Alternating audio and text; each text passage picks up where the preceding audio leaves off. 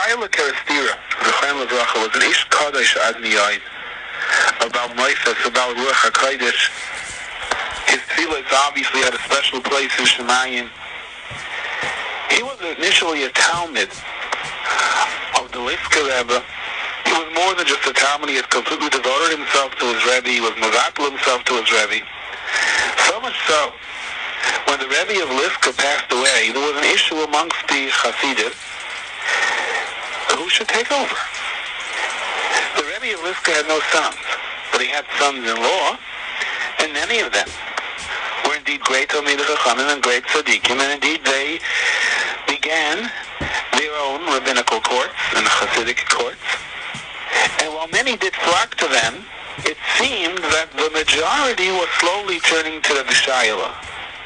Although the shayele himself was not a blood relative, or for that matter, any relative of the Liska Rebbe. The sons-in-law, fine people in their own right, felt that it was not proper for the shayele to remain in town, that it was taken away from their ability to assume the reins of leadership. But their position on this didn't quite stop the people from coming to the shayele, seeking his guidance, his blessings. But the shayele, always the ish shalom, went to the Gedolei Hadar, and he asked whether or not he should leave town. As far as he was concerned, he was prepared to leave. His chassidim with those close to him begged him not to. The sons of Rav fired off a very harsh tshuva on the shayele's behalf, a tshuva that appears in the Shalos Teshuvos of Chaim, Chesed Mishpat Chelik Beis Sin and Lamed Dalet. I'll quote one part of it. The sons of Rav writes, "Lo yadati shum tzedek yerusha b'zeh." I don't see any claim to inheritance in regard to this issue. Look at the founders of Hasidus, writes the sons of Rav. Who took over after the Baal Shem Tov? It was not the Baal Shem Tov's son. Rather, it was Rav Dov the Maggid of Mizrich. No relation, despite the fact that the Baal Shem Tov had a son who was a great tzaddik, Rav Tzvi. Rav Tzvi actually did assume the reins of leadership, and one day he took off his royal talus and gave it over to the Mizrich Maggid. He said, "My father just came to me in a dream and instructed me to give you over the leadership. You are better suited to lead the people." That did not mean that Rav Tzvi, the son of the Baal Shem Tov, was not a great tzaddik in his own right. But his father came to him and told him that the Mizrich Maggid would do a better job leading the people. Don't hold your breath for that to happen again. There was once a dispute amongst different brothers who should take over after a Rav, and one of them came to the Rebbe and said that my father came to me in a dream and said I should be the one. So the Rav said, "How come you didn't come to your brothers and tell them that?" In other words, maybe it was your own aspirations that came to you in a dream and told you you should be the one, not your father. So the sons of Rav argues.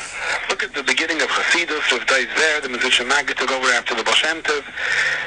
And who were the great leaders of Hasidus after the Maggid of Mizrich? The Barditcheva, the Moranayim, the Orhamohir. None of them sons-in-law, despite the fact that many of them respectfully did have some great tzaddikim. And therefore the sons of Rav said his opinion was that there is no time of Yerusha over here. Rav shayele need not leave Liska, which eventually he did anyhow to avoid the controversy. But many disagreed with the sons of Rav. There were many Rabbanim that felt that the concept of Yerusha in terms of leadership of Klal Yisrael has a place. Does not the Torah say b'ferish in regard to the Kohen Gadol that the son of the Kohen Gadol has the first right to take over if he is roy lekach? If the son of the Kohen Gadol is a person that is fit for the Kohen Gadol, then he has the first claim for the position more so than someone else, because he is the son of the Kohen Gadol. Don't we see in regard to Malchus and to the passing of one king to another, that it goes from king to son?